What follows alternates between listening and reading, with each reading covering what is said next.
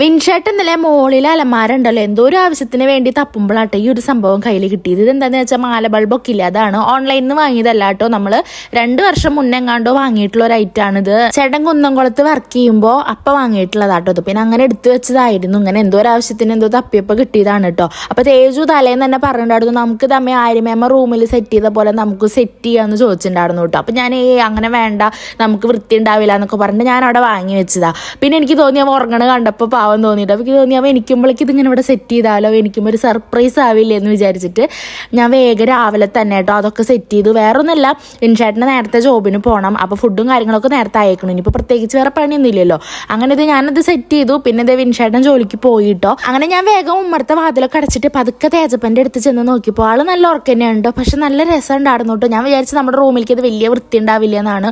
Already അവിടെ ഹാങ്ങിങ് light ഒക്കെ ഉണ്ടല്ലോ, പക്ഷെ ഹാങ്ങിങ് ലൈറ്റ് ഞാൻ ഇട്ടില്ല കേട്ടോ, ഇത് മാത്രമേ ഇട്ടുള്ളൂ. പക്ഷെ നല്ലൊരു രസം ഉണ്ടായിരുന്നു കേട്ടോ കാണാൻ.